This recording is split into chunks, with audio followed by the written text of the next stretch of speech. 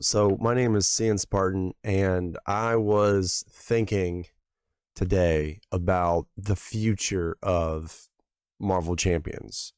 And we already know that the next two or three waves are supposed to be X-Men.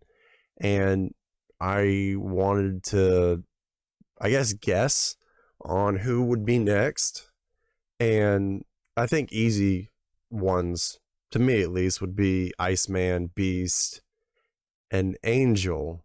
And I kind of thought about these a little bit. And I guess I got caught up on Angel for a little bit because I wanted to think, what would they be able to do differently with Angel that they haven't done with anybody? Obviously, this Angel would probably have Ariel. That just makes sense, right? But what else could they do with him? And then I started thinking of something that would be, I guess I went off the trail a lot. So for me, the 90s cartoon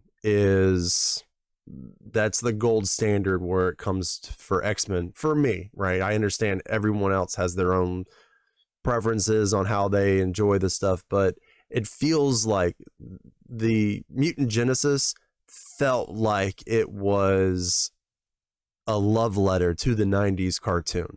Maybe I'm off. I don't know, but that's what I think. So if you think about that, and then you think about the character Angel, what was his big storyline? It was when he got corrupted by Apocalypse and became Archangel. And I started thinking, how do you incorporate that into the game? And now here's where I get really crazy. You look at what they did with Jean. They created if her side scheme comes out, or if Shadows of the Past comes out for her and her nemesis comes out, that side scheme is an additional way to lose the game. So they're trying to deal new things with the side scheme, or with Shadows of the Past. And I thought, what if you created a character where ultimately you wanted Shadows of the Past to come out?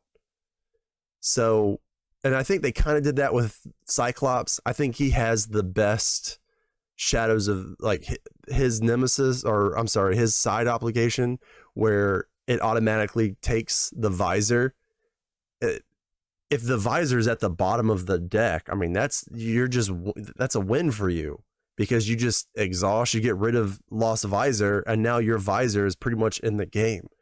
So that's a pretty nice setup there. So if they did something like that, but he had to deal with being Archangel, and then at the end of it, because after Archangel is no longer corrupted, or he comes to the good side, he's now super powered up. He's got the missile things, and forgive me because this has been, 15, 20 years since I last saw it, but he's got more powers after he becomes Archangel than when he was originally Angel. I mean, if you watch the Pete Holmes sketch, you're just a bird.